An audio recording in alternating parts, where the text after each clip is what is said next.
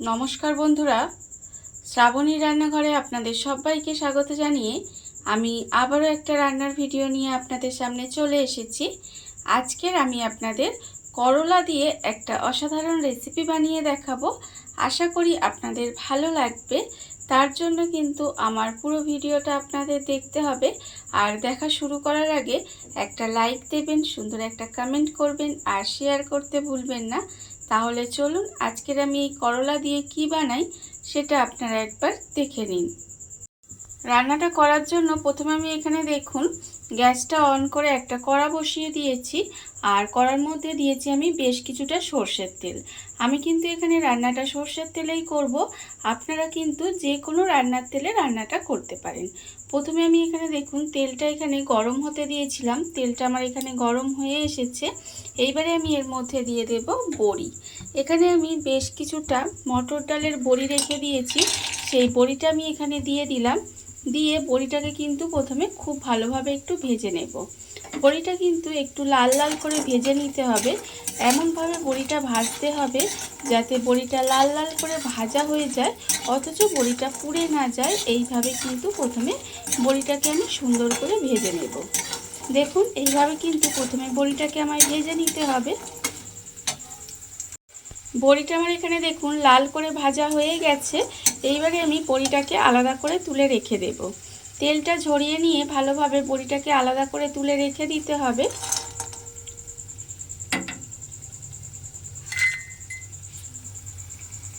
বড়িটা আমি এখানে ভেজে আলাদা করে তুলে রেখে দিয়েছি। এবারে আমি ওই তেলের মধ্যে দিয়ে দেব। দেখুন এখানে আমি করলাগুলো এইভাবে সরু সরু করে কেটে রেখে দিয়েছি। সেই করলাগুলো কিন্তু তেলের মধ্যে দিয়ে দেব। এখানে আমি দুটো মাঝারি সাইজের করলা এইভাবে একটু সরু সরু করে কেটে রেখেছি, সেই করলাটা আমি এর মধ্যে দিয়ে দিলাম। এবারে আমি এর মধ্যে দিয়ে দেব অল্প সামান্য একটু নুন। নুন দিয়ে করলাটা কিন্তু প্রথমে খুব ভালোভাবে ভেজে নিতে হবে। একেবারে লাল লাল করে কিন্তু প্রথমে করলাটা আমি এইভাবে ভেজে নেব। দেখুন এইভাবে কিন্তু করলাটা আমি প্রথমে একটু সময় নিয়ে লাল করে ভেজে নেব। উচ্ছেটা আমার এখানে দেখুন লাল লাল করে ভাজা হয়ে গেছে।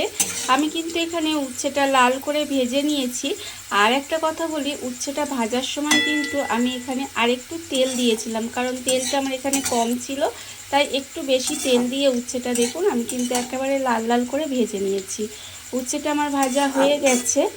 আর আমি প্রতিদিনের মতো আবারও একটা কথা আপনাদের বলবো যে প্লিজ আমার ভিডিওটা আপনারা টেনে টেনে দেখবেন না, পুরো ভিডিওটা দেখুন। আশা করি আপনাদের ভালোই লাগবে। দেখুন উচ্ছেটা কিন্তু আমি সুন্দর করে ভেজে নিয়েছি। এইবারে আমি উচ্ছেটাকে তেলটাকে ঝরিয়ে আমি উচ্ছেটা আলাদা করে তুলে রাখবো। উচ্ছেটা আমি দেখুন এখানে কিন্তু লাল লাল করে ভেজে আলাদা করে তুলে রেখে দিয়েছি। এবারে আমি যে উচ্ছে ভাজার তেলটা আছে ওতেই রান্নাটা করব।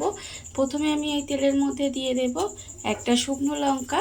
শুকনো লঙ্কাটা আমি দেখুন মাঝখান থেকে একটু ভেঙে রেখেছি, সেই শুকনো লঙ্কাটা আমি তেলের মধ্যে দিয়ে দেব।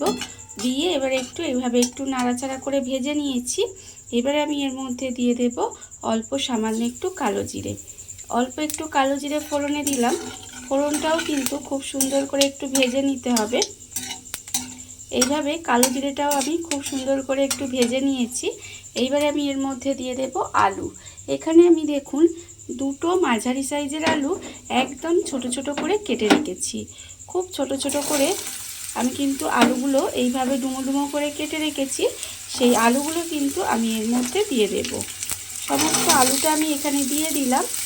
দিয়ে এবারে আলুটা কিন্তু এইভাবে তেলের মধ্যে একটু নেড়ে নেব। প্রথমে আলুটা তেলের মধ্যে দিয়ে দেখুন এইভাবে কিন্তু 1 মিনিট মতো একটু তেলের মধ্যে নেড়ে নিয়েছি। এইবার আমি এর মধ্যে দিয়ে দেব নুন। এখানে আমি আন্দাজ বুঝে নুনটা দিলাম, তার কারণ প্রথমে উচ্ছে ভাজার সময় আমি নুন দিয়েছি, সেই জন্য সেটা বুঝে এখানে নুনটা দিতে হবে। আমি আমার আন্দাজ মতো নুনটা দিয়েছি, আপনারা কিন্তু আপনাদের আন্দাজ মতো নুনটা দিয়ে নেবেন। নুনটা দিয়ে এইভাবে গ্যাসটা লোতে দিয়ে আলুটা একটু লাল করে ভেজে নিতে হবে, যাতে আলুটা কিন্তু খুব ভালোভাবে ভাজা হয়ে যায় আবার এই তেলের মধ্যে যেহেতু ছোটো ছোটো করে কাটা আছে, দেখবেন এই তেলের মধ্যে ভাজতে ভাজতে সেদ্ধ হয়ে যাবে। দেখুন এইভাবে কিন্তু আমাকে আলুটা একটু সময় নিয়ে লাল করে ভেজে নিতে হবে। আর উচ্ছের তো আপনারা অনেক রকম রেসিপিই খেয়েছেন, উচ্ছে বা করলা আপনারা যাই বলেন না কেন, এই করলার তো অনেক রকম রেসিপি আপনারা খেয়েছেন। একবার এইভাবে করলার ইউনিক রেসিপিটা আপনারা বাড়িতে বানিয়ে দেখবেন, গরম ভাতের সঙ্গে কিন্তু ভীষণ ভালো লাগে খেতে। দেখুন এইভাবে নেড়ে নেড়ে আমাকে একটু সময় নিয়ে আলুটাকে ভেজে নিতে হবে। আলুটা আমার এখানে দেখুন এইভাবে গ্যাসটা লোতে দিয়ে আমি কিন্তু আলুটা ভেজে নিয়েছি। আর আলুটা আমি আপনাদের দেখাচ্ছি, দেখুন আলুটা কিন্তু এখানে সেদ্ধ হয়ে গেছে, আপনারা দেখতেই পাচ্ছেন। যখন দেখবেন এইভাবে আলুটা নরম হয়ে ভাজা হয়ে যাবে, তখন আমি এর মধ্যে দিয়ে দেব পেঁয়াজ কুচি। পেঁয়াজটাও দেখুন আমি কিন্তু এইভাবে ছোট ছোট করে কুচি করে রেখেছি, সেই পেঁয়াজটা আমি এর মধ্যে দিয়ে দিলাম। পেঁয়াজটা দিয়েও কিন্তু আমাকে খুব ভালোভাবে একটু ভেজে নিতে হবে। আর পেঁয়াজটা কিন্তু এই সময় দিলে খেতে বেশি ভালো লাগে, সেই জন্য আমি পেঁয়াজটাকে এই সময় দিয়েছি। আপনারা চাইলে প্রথমে দিতে পারেন, কিন্তু তখন দিলে কি হবে, পেঁয়াজটা পুড়ে যেতে পারে। সেই জন্য আপনারা যদি এই সময় দেন তাহলে কিন্তু এই পেঁয়াজটা এই সময় দিলে খেতে ভালো লাগবে। দেখুন এইভাবে নেড়ে নেড়ে পেঁয়াজটাও কিন্তু আমি একটু লাল করে ভেজে নেব। পেঁয়াজটা আমার এখানে দেখুন প্রায় ভাজা হয়ে এসেছে। যতক্ষণে পেঁয়াজটা আমার এখানে একটু ভাজা হচ্ছে, ততক্ষণ আমি এখানে দেখুন রেখেছিলাম বড়িটা ভেজে রেখেছি। সেই বড়িগুলো কিন্তু এইভাবে হাত দিয়ে একটু চাপলেই দেখবেন গুঁড়ো হয়ে যাবে। আমি প্রত্যেকটা বড়িকে এইভাবে একটু প্রথমে গুঁড়ো করে নেব। দেখুন ঠিক এইভাবে একটু বড়িগুলো গুঁড়ো করে নিতে হবে। বড়িটা আমি এখানে দেখুন খুব ভালোভাবে গুঁড়ো করে নিয়েছি। আর অন্যদিকে কিন্তু পেঁয়াজটাও আমার এখানে খুব ভালোভাবে ভাজা হয়ে গেছে, তার সঙ্গে আলু তো একেবারে ভাজা হয়ে গেছে।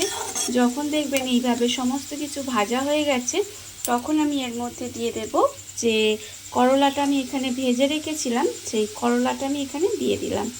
করলাটা দিয়ে আবারও কিন্তু খুব ভালোভাবে একটু মিশিয়ে নিতে হবে। মিশিয়ে নিয়ে এইভাবে আবারও কিছুক্ষণ একসঙ্গে ভেজে নেব। দেখুন এইভাবে কিন্তু কিছুক্ষণ একসঙ্গে ভেজে নিতে হবে।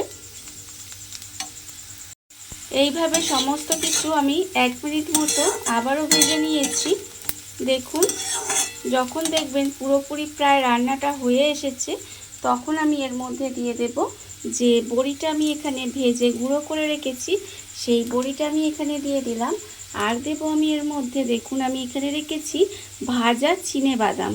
সেই ভাজা চিনেবাদামটা দেখুন একটু আধ ভাঙা করে কিন্তু বড়ির মতনই ভেঙে রেখেছি, সেই ভাজা চিনেবাদামটাও কিন্তু আমি এখানে দিয়ে দিলাম। দিয়ে খুব ভালোভাবে কিন্তু সমস্ত কিছুর সঙ্গে এইভাবে একটু মিশিয়ে রান্না করে নেব। দেখুন আবারও কিন্তু সমস্ত কিছুর সঙ্গে এইভাবে 1 মিনিট মতো একটু রান্না করে নিতে হবে। রান্না করে নিলেই কিন্তু আমার একেবারে রান্নাটা রেডি হয়ে যাবে। আপনারাই বলুন, গরম ভাতের সঙ্গে প্রথম পাতে এটা খেতে ভীষণ ভালো লাগবে। আপনারা এইভাবে একবার হলেও বাড়িতে বানিয়ে দেখবেন, আর তারপরে আমাকে কমেন্ট করে জানাবেন যে আপনাদের কেমন লাগলো। দেখুন রান্নাটা কিন্তু আমার এখানে একেবারে রেডি হয়ে গেছে। আমি এইভাবে নেড়ে নেড়ে 1 মিনিট মতো একটু রান্না করে নিয়েছি। রান্না কিন্তু আমার একেবারে রেডি। এইবারে আমি গ্যাসটা অফ করে দেব। দেখুন বন্ধুরা, বাড়িতে থাকা কত অল্প উপকরণে কত অল্প সময় কত সুন্দর একটা করলার রেসিপি তৈরি হয়ে গেছে, আপনারা দেখতেই পেলেন। আর এটা কিন্তু খেতে অসম্ভব সুন্দর হয়। এইভাবে আপনারাও একদিন হলেও বাড়িতে বানিয়ে দেখতে পারেন। আর এই ভিডিওটা যদি আপনাদের ভালো লেগে থাকে, আপনারা যদি ফেসবুক থেকে দেখে থাকেন পেজটি ফলো করে দেওয়ার অনুরোধ রইল। আর যদি ইউটিউব থেকে দেখে থাকেন চ্যানেলটি সাবস্ক্রাইব করে নেওয়ার অনুরোধ রইল।